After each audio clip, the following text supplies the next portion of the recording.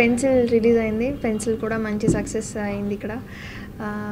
అది దానికి first thanks చెప్తున్నాను. అండ్ రాయుడు కూడా ఖచ్చితంగా సక్సెస్ అవుతుందని నమ్మకం ఉంది. ఎందుకంటే తమిళ్లో ఆల్రెడీ మాకు రెస్పాన్స్ తెలిసింది. అన్ని క్యారెక్టర్స్ గురించి, మ్యూజిక్ గురించి, యాక్షన్ పార్ట్ గురించి, అన్నిటి గురించి మంచి మంచి రివ్యూస్ వస్తున్నాయి. So very happy. అండ్ తెలుగులో కూడా సేమ్ అలానే ఉంటుందని నేను ఎక్స్పెక్ట్ చేస్తున్నాను.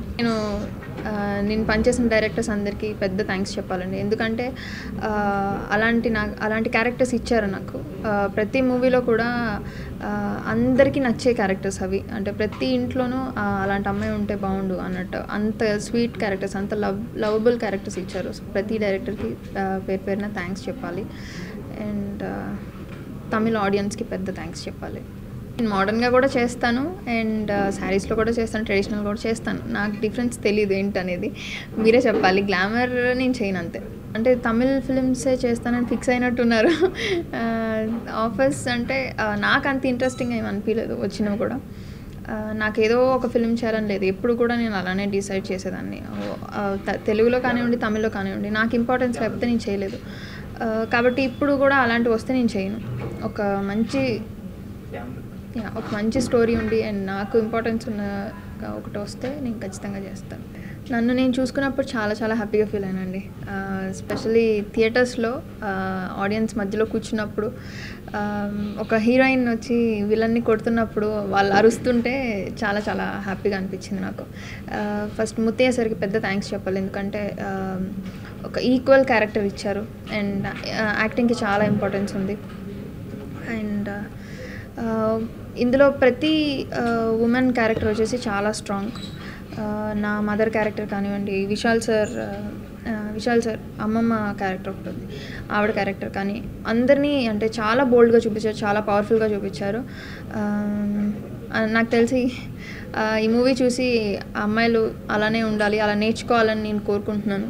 అంత బోల్డ్గా ఉండాలి, ఏదైనా ఏ సిచ్యువేషన్ అయినా హ్యాండిల్ చేసే అంత ధైర్యం రావాలని కోరుకుంటున్నాను. భాగ్యలక్ష్మి అనే క్యారెక్టర్ని పర్ఫామ్ చేసినప్పుడు చాలా ఎంజాయ్ చేశాను. ఎందుకంటే ఇప్పటివరకు నేను చేయలేదు.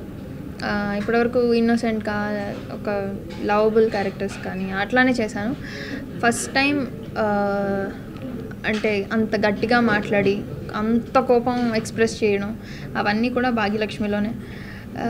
అండ్ సేమ్ టైం సెకండ్ హాఫ్లో వచ్చేసరికి చాలా మెచ్యూర్డ్గా ఉంటుంది. సో నేను చాలా ఎంజాయ్ చేశాను. అలా ఎంజాయ్ చేశాను నేను చాలా నేర్చుకున్నాను ఆయన దగ్గర నుంచి. యాక్టింగ్ కానివ్వండి అండ్ పర్సనల్గా కూడా ఆయన చాలా స్వీట్ పర్సన్. అందరికీ తెలుసు ఆల్రెడీ చెన్నైకి ఎంత హెల్ప్ చేశారో ఫ్లడ్స్ టైంలో. అండ్ మేము షూటింగ్ చేసిన ప్లేస్లో రాజపాలెంలో టాయిలెట్స్ లేవు, ఒక స్లమ్ ఏరియాలో పెద్ద ప్రాబ్లం అయితే అక్కడ కూడా వెళ్ళి హెల్ప్ చేశారు. సో ఆయన గురించి నేను చెప్పాల్సిన అవసరం లేదు. అండ్ యాక్టింగ్ వైజ్ నేను వాడు వీడు అనే ఫిలిం చూసి నేను ఆయన పెద్ద ఫ్యాన్ అయ్యాను. అండ్ నా ముందు ఆయన పర్ఫామ్ చేస్తున్నప్పుడు అది నేను చెప్పలేను మాటల్లో. చాలా చాలా హ్యాపీగా ఫీల్ అయ్యాను అండ్ లక్కీగా ఫీల్ అయ్యాను నేను ఆయనతో నాకు అవకాశం వచ్చినందుకు.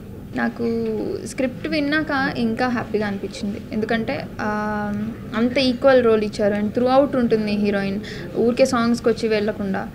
సో నాకు అది బాగా నచ్చింది. అది విశాల్ సార్తో చేయడం ఒక అయితే దాంట్లో ఒక పర్ఫార్మెన్స్ ఓరియంటెడ్ అది చేయడం ఇంకా నాకు హ్యాపీగా అనిపించింది. మా డాడీ పోలీస్ డిపార్ట్మెంట్ అండి. నాకు చిన్నప్పటి నుంచి ఇంట్రెస్ట్. నేను హాలీవుడ్ ఫిలిమ్స్ చూసినప్పుడు అందులో షెర్లాక్ హోమ్స్ లాంటివి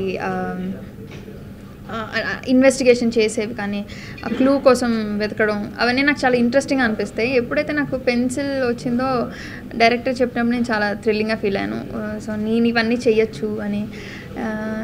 పెన్సిల్ చేస్తున్నప్పుడు కూడా అంతే. మాయా క్యారెక్టర్ వచ్చేసి నేను చాలా చాలా ఎంజాయ్ చేశాను. అండ్ ఆ టీం కూడా ఎప్పటికీ మర్చిపోలేను, చాలా ఫ్రెండ్లీ. ఇప్పటికి కూడా నాకు టచ్లో ఉన్న ఒకటి అదే. ముందు నాకు నమ్మకం రావాలి, అంత నేను చేయగలను, ఒక ఫిలిం మొత్తం నేను హోల్డ్ చేయగలను అని నాకు నమ్మకం వస్తే నేను చేస్తాను ఖచ్చితంగా. చాలా బాగుండాలి, అలా నేను చేయాలి అంటే అది అంత బాగుంటే చేస్తాను.